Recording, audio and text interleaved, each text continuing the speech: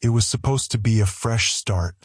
After months of searching, I finally found the perfect rental property. A quaint, old-style house on the outskirts of town. The price was almost laughably low, especially considering the neighborhood. Magnolia Drive was known for its lush greenery, quiet surroundings, and family-friendly atmosphere. Felt like a place where life could begin anew. I had been through a rough couple of years. After the divorce, a series of unfortunate events spiraled me into debt, culminating in the loss of my previous house. I needed a place that was mine again, somewhere I could finally catch my breath and figure out my next steps. That's why, when the real estate agent offered me the Magnolia Drive house at such a low rent, I didn't think twice. It was almost too good to be true. The house itself was charming, albeit a bit dated. It had 2 stories with a wraparound porch covered in ivy.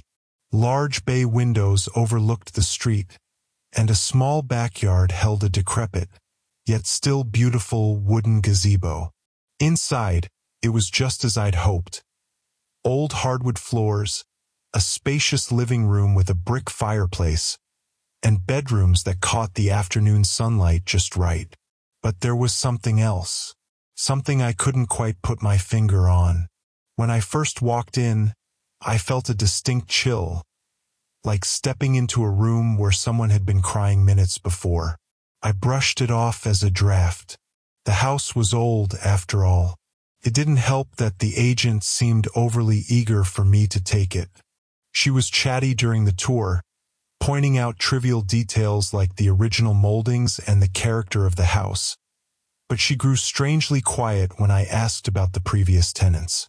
"No one's lived here for a while," she muttered vaguely, her eyes darting toward the windows as if expecting to see someone peering in. "The owners have been trying to find the right fit." That phrase struck me as odd. But with nowhere else to go, I signed the lease and moved in the following weekend. The first few days were uneventful. I spent most of my time unpacking and getting settled. I found myself lingering in the living room, drawn to the fireplace. Something about it felt comforting in a way I couldn't quite articulate. I tried lighting it a few times, but each attempt failed. The wood I'd brought in just wouldn't catch, despite the matches sparking into eager flames. I gave up and made a mental note to call someone to check it out. It was on the 4th day that the noises began. It started small, a faint tapping sound in the dead of night, like the patter of rain against a window. I ignored it, assuming it was the house settling or maybe a tree branch brushing against the siding. But as the nights passed, the sounds grew more insistent. I would wake up to soft creaks above my bed, strange shuffling noises from the hallway, and once, a series of rhythmic knocks that seemed to come from deep within the walls. Then there were the dreams. At first, they were just disjointed fragments. A sense of being lost in a dark place, endless corridors that twisted and turned in impossible directions. But as time went on, they grew more vivid. I found myself wandering through an unfamiliar version of my house, everything bathed in shadow. The rooms stretched out, expanding and contracting as if breathing. And always there was a feeling of being watched. One night, I dreamt I was standing in front of the fireplace, staring into the empty hearth. The air felt heavy, oppressive, and I realized with growing dread that I wasn't alone. Slowly, I turned, and there, standing in the corner of the living room, was a figure. A shadowy silhouette with no discernible features, just a dark mass that seemed to drink in the light. It was tall, its head nearly brushing the ceiling, and it stood perfectly still, watching me. I woke up drenched in sweat, my heart hammering. I told myself it was just stress, just my mind playing tricks on me. But that didn't explain the marks. I noticed them the next morning. Faint, thin scratches along the wooden floor of the living room, starting at the fireplace and trailing off toward the hallway. They were almost unnoticeable unless you knew where to look. I kneeled down, running my fingers along them, feeling the grooves in the wood. They were fresh. Something was in my house. The next few days passed in a haze of paranoia and sleepless nights. I tried to convince myself it was nothing. A raccoon in the attic, maybe, or just my imagination running wild. But each night, the sounds would return, growing louder and more aggressive. And each morning I would find more scratches. They began appearing in other rooms, thin, jagged marks along the walls, across the windowsills, even on the furniture. Whatever was causing them was getting bolder. One evening, I called the real estate agent, determined to get some answers. She picked up on the second ring, her voice bright and cheery. "Hello? This is Ellen. How can I? What's going on with this house?" I interrupted, my voice trembling despite my attempts to stay calm. "You said no one's lived here for a while? But that's not true, is it?" There was a long pause. When she spoke again, her tone was different. Lower, more serious. "Listen, I can't talk about this over the phone," she whispered. "But there's something you need to know. The house. It has a history." "What history?" I demanded, gripping the phone so tightly my knuckles turned white. "I'll send you an email," she said hurriedly.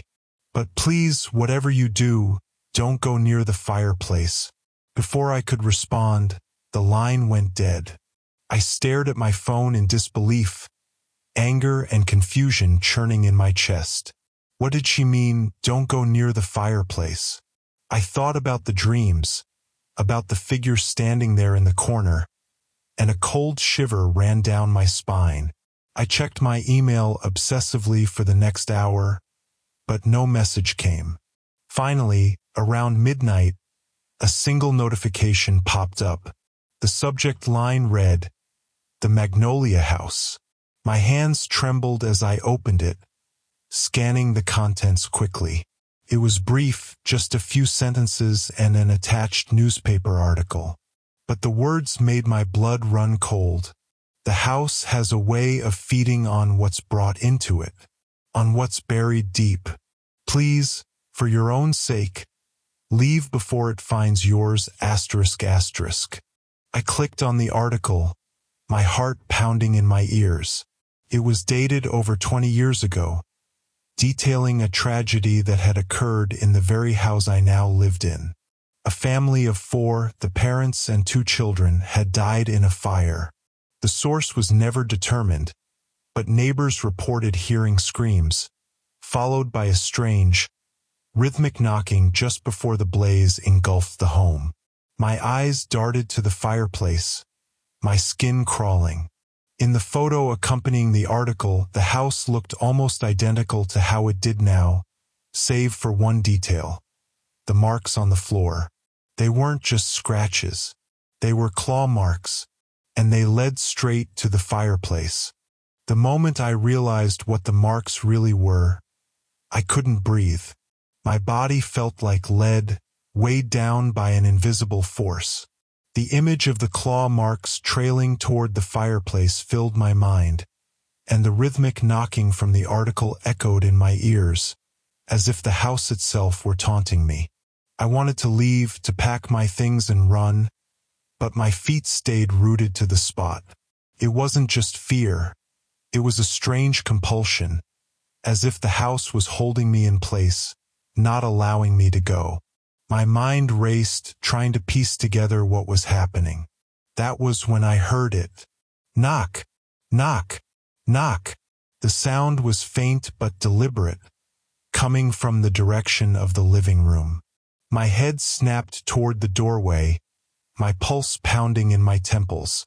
I slowly walked toward the source of the sound, each step feeling like I was walking toward something I shouldn't disturb.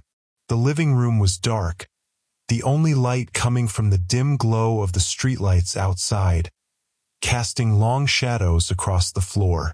Knock! Knock! It was coming from the fireplace. My heart was in my throat as I stepped closer, every fiber of my being screaming for me to turn around and leave. But I couldn't. Something was drawing me in. The hearth looked normal at first glance.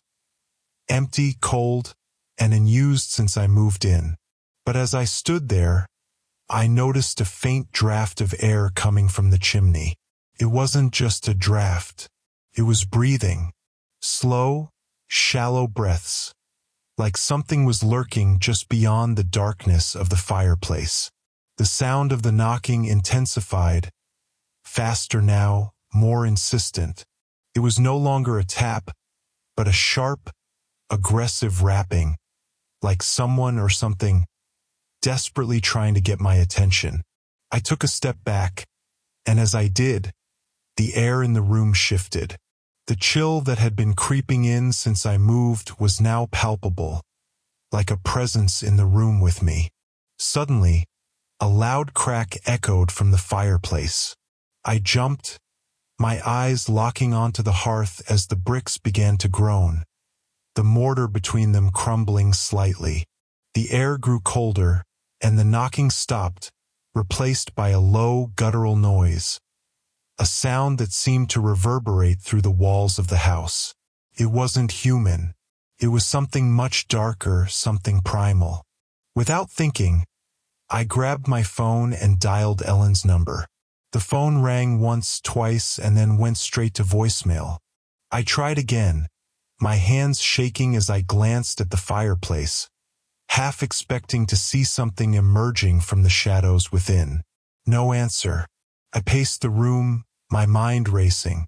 The email had warned me, told me to leave before the house found my personal demons. I had no idea what that meant, but the more I thought about it, the more I realized how much baggage I had brought with me. The divorce, the years of resentment and guilt, my failed career, the debt, the sleepless nights wondering how I had ended up here.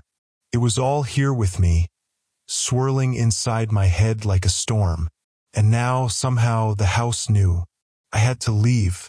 Now, I packed a bag as quickly as I could, throwing in clothes, my laptop, anything essential. I didn't care about the rest, I just needed to get out of there. As I zipped up the bag, I heard the noise again. That low, rumbling breath, this time closer. It was coming from the hallway. I froze, my ears straining to listen. The sound moved slowly, almost deliberately, like whatever it was knew exactly where I was. I clutched the bag, backing toward the front door. My fingers fumbled with the lock, the metallic click seeming to echo in the stillness of the house. Just as I turned the handle, something caught my eye. At the far end of the hallway, in the shadows near the kitchen, a figure stood motionless. It was barely visible, its form blending with the darkness, but I could see it. The same figure from my dreams, tall and featureless, its presence oppressive and all-consuming. I could feel it watching me, and with every second that passed, the room seemed to grow darker, the air heavier. My heart raced, and I threw the door open, bolting outside into the cool night air. The moment I crossed the threshold, it felt like an invisible weight had been lifted from my chest. I could breathe again, the suffocating atmosphere of the house left behind. I slammed the door shut and ran to my car, my hands shaking as I fumbled with the keys. I drove. I didn't know where I was going, but I just kept driving, not daring to look back. The streetlights blurred together, and my thoughts were a tangled mess of fear, confusion, and anger. What the hell was that thing? Why hadn't Ellen told me more? And most importantly, why did the house feel so alive? I ended up at a cheap motel on the outskirts of town, the kind of place you go to when you don't want to be found. The room was musty, the carpet stained, but I didn't care. I needed somewhere to crash for the night, somewhere far from Magnolia Drive. I sat on the edge of the bed, my bag still clutched tightly in my lap. The events of the night played over and over in my mind, each moment more surreal than the last. I tried calling Ellen again, but once more, it went straight to voicemail. Frustrated, I fired off a text, demanding an explanation. Then, as I stared at my phone, I noticed the small icon at the top of the screen. A new email. My stomach churned as I opened it. It was from Ellen, but this time the subject line was different. The house won't let you go. My blood ran cold as I read the message. You've already woken it up. It feeds on what's inside you. Your guilt, your regrets, your fears. You can't outrun it. No one ever has. You've already let it in, and now it's part of you. The more you resist, the stronger it gets. Don't go back. But also, don't stay away. It'll find you no matter where you go, asterisk asterisk. I stared at the words, trying to make sense of them. My mind refused to accept the reality they presented. Was she saying the house was alive? That it was tied to me somehow? I didn't want to believe it, but deep down I already knew it was true. The house had already sunk its claws into me, and no matter where I went, it would follow. Suddenly, a sharp knock echoed through the room. I jumped, my heart leaping into my throat as I turned toward the door. I sat there, staring at the motel door, my body rigid with fear. The knock was soft, almost polite, but there was something about it that set my nerves on edge. The room felt colder, the dim glow of the lamp beside me casting long shadows that seemed to twitch and shift in the corners of my vision. Slowly, I stood up, the floor creaking beneath my feet as I crept toward the door. Another knock. This time it was more insistent. My hand hovered over the doorknob, a knot of dread twisting in my stomach. I glanced through the peephole, my pulse thundering in my ears. At first, I saw nothing, just the dimly lit, empty parking lot. Then, slowly, a shadow shifted. A figure stood just out of view, its outline distorted by the fisheye lens. It was tall and thin, its shoulders hunched. For a moment, I thought it was a trick of the light, but then it moved, a jerky, unnatural motion, as if it didn't quite know how to stand still. Who's there? I called out, my voice trembling despite my attempts to sound firm. Silence. And then, a soft whisper, almost imperceptible through the heavy wooden door. Let me in. My heart lurched. The voice was faint, scratchy, like it hadn't been used in a long time. It wasn't familiar, yet something about it made my skin crawl. I took a step back, shaking my head. No. Go away. The whisper grew louder, more urgent. Let me in. You have to let me in. I backed away from the door, my hands trembling. Couldn't be real. I was imagining this. But as I stared at the door, something caught my eye. A slow, deliberate movement at the bottom, where the gap between the door and the floor left a thin sliver of space. A shadow was spreading beneath the crack, thick and dark, oozing into the room like smoke. Panic surged through me. I grabbed my bag and stumbled backward, nearly tripping over the chair behind me. The shadow continued to seep into the room, spreading across the floor in jagged tendrils. It wasn't a trick of the light. It was something alive, something aware. I turned and bolted for the bathroom, slamming the door shut behind me. My breaths came in ragged gasps as I pressed myself against the bathroom door, my mind racing. The email had said I couldn't outrun it, that it was part of me now. But what did that even mean? Was I losing my mind? Was this all just some twisted hallucination? A soft knock echoed through the bathroom door, followed by that same whispering voice. "Let me in. I know what you did." I squeezed my eyes shut, shaking my head violently. "No, no, no. Go away." But the voice only grew louder, the words dripping with malice. "I know what you're hiding. All your secrets, all your guilt. You can't keep it from me. Let me in." The door shook under the pressure of the knocking. I backed away, my gaze darting around the tiny bathroom. The only window was a small, frosted pane above the shower, too small to climb through. I was trapped. Desperation clawed at my chest as I looked down at my phone. Ellen had said not to go back, but if I stayed here, it would get me. And then, like a switch flipping in my mind, a horrifying thought struck me. What if I had to go back? What if the only way to end this was to confront it, to face whatever the house wanted me to see? The knocking stopped, and for a moment, there was only silence. I held my breath, straining to hear. Then, slowly, the bathroom door creaked open, inch by inch, revealing the empty motel room beyond. The shadows on the floor were gone. The room was still eerily calm, but I knew it was only a matter of time before it returned, before it found another way in. I had to make a choice. Run, hide, or go back and face whatever nightmare awaited me on Magnolia Drive. My hands shook as I picked up my bag and crept out of the bathroom. The room felt wrong, the air heavy with a sense of anticipation. I half expected the figure to be waiting for me behind the door, but there was nothing, just the empty parking lot outside, shrouded in darkness. I took a deep breath and made my decision. The drive back to Magnolia Drive felt surreal, the highway stretching out before me in an endless, dark ribbon. The car's headlights carved narrow beams of light through the night, casting fleeting glimpses of the trees and fields that lined the road.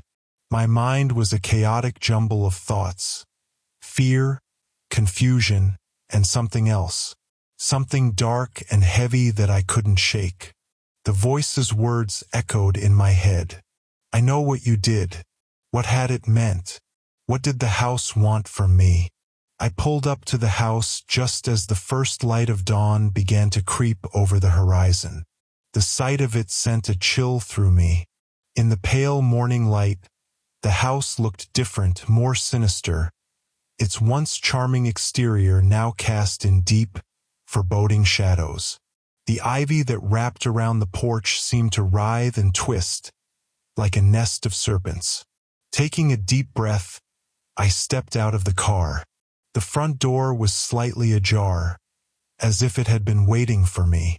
My footsteps were loud on the wooden steps of the porch, each creak echoing in the stillness of the morning. I hesitated, staring at the darkened interior beyond the open doorway. And then, summoning every ounce of courage I had left, I stepped inside. The house was dark and silent, the oppressive atmosphere pressing down on me like a physical weight. My gaze darted around, half expecting to see the shadowy figure lurking in the corners, but the rooms were empty.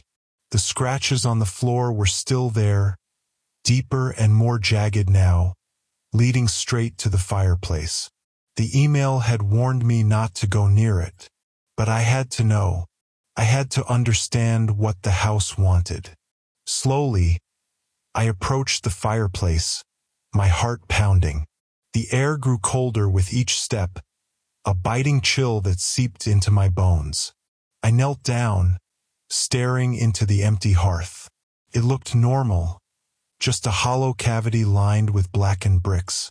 But as I reached out, my fingers brushing against the rough surface, a sudden wave of dizziness washed over me. The room seemed to blur and twist, the walls stretching and contorting.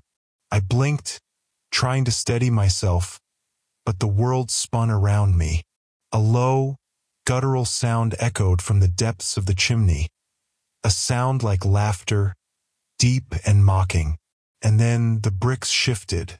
I stumbled back, my eyes wide as the hearth seemed to expand, the bricks pulling apart, revealing a narrow, dark passage leading down into the depths of the house.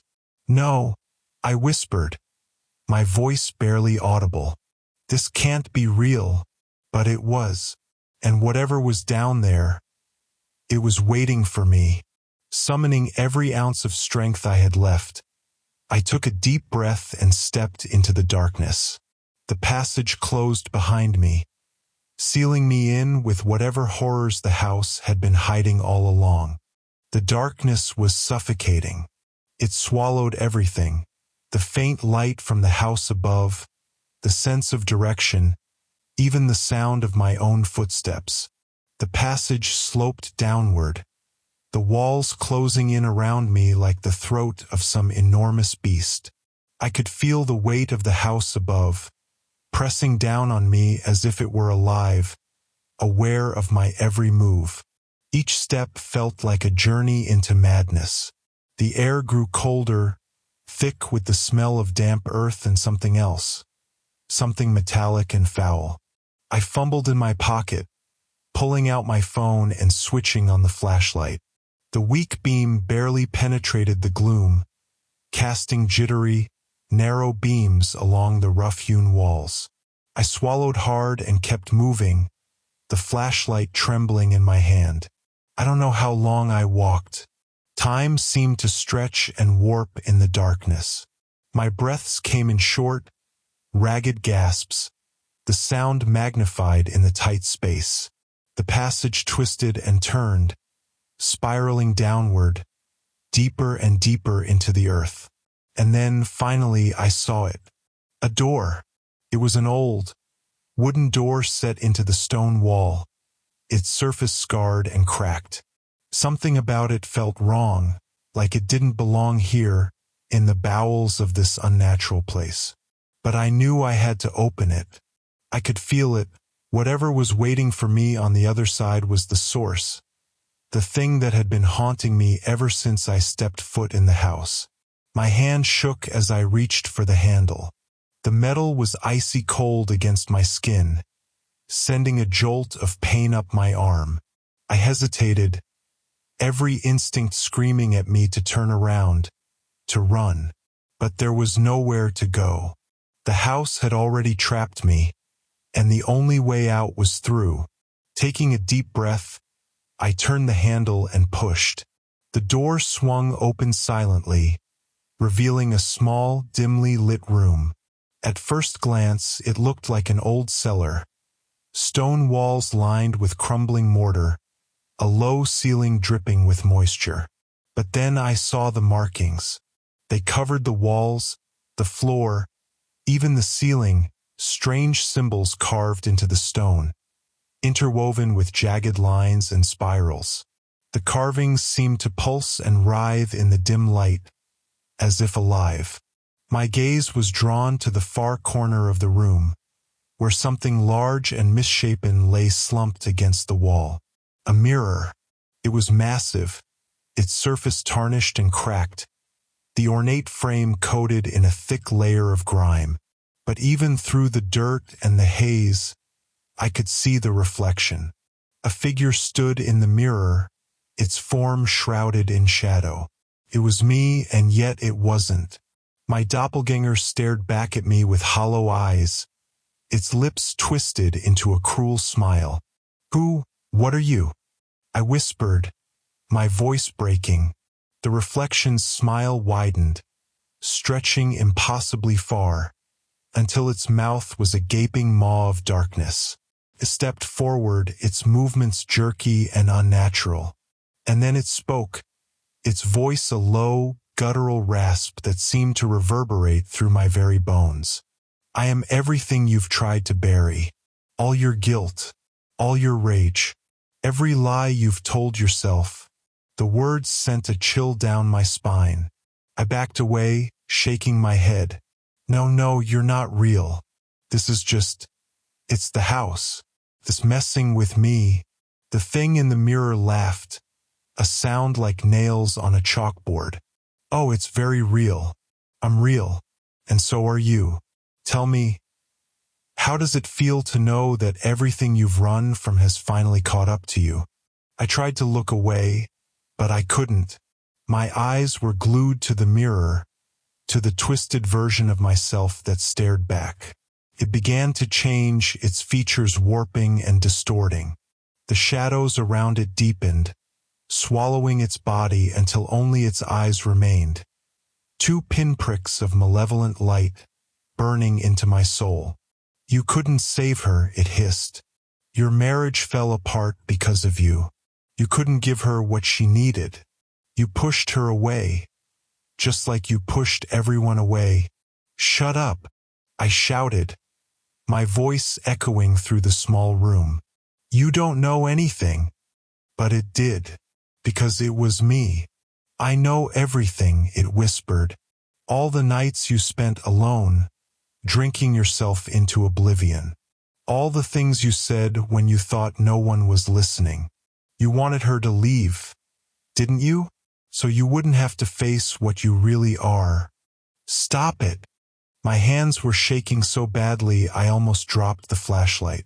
But the thing in the mirror just grinned wider. Tell me, it purred. What do you see when you look at me? I stared at the reflection, my heart pounding. The figure had changed again, its form shifting and twisting. It was no longer me. It was something much darker, its body a mass of shadows and teeth, its eyes glowing with a sickly yellow light. I see a monster, I whispered. The thing in the mirror leaned closer, its face inches from the glass. And now you understand. The house didn't create me. You did. You brought me here, with every lie, every regret. The house just gave me a place to grow. My stomach twisted with nausea. The room seemed to spin around me, the walls closing in. Couldn't breathe. Couldn't think. No, I choked out. I didn't mean to. It doesn't matter, it snarled. You let me in. And now there's no going back. The mirror began to crack, spider webs of fissures spreading across its surface. I stumbled backward, my heart racing. The reflection seemed to ripple and warp, the thing inside clawing at the glass as if trying to break free. Say it, it hissed, its voice echoing in my head. Say what you've been hiding. My throat tightened. Tears blurred my vision. I'm sorry. The thing in the mirror stopped, its eyes narrowing. Sorry, it repeated mockingly. I'm sorry I ruined everything, I whispered, the words tumbling out before I could stop them. I'm sorry I pushed her away. I'm sorry The glass shattered. A blinding light erupted from the mirror, filling the room. I screamed, throwing my arms up to shield my eyes. The light was searing, burning through the darkness, through my thoughts, through me. And then, just as suddenly as it began, it was gone. I blinked, dazed and disoriented. The room was empty. The mirror lay shattered on the floor, shards of glass glittering in the dim light. The figure was gone. Everything was gone. I stumbled out of the passage, my legs weak and unsteady. The house above was silent. The oppressive weight that had hung over it lifted. I didn't know how, but I could feel it. I had broken whatever hold the house had on me. Whatever had been lurking in the shadows was gone. I left the house that morning, my bag still clutched in my hand. I didn't look back. I drove until the sun was high in the sky, until the house was nothing but a distant memory. But even now, months later, I can still feel it. That darkness, that twisted version of myself. Because the house didn't just want me to see it. It wanted me to understand that it's still there, deep inside me, waiting. And one day it might just find a way back out.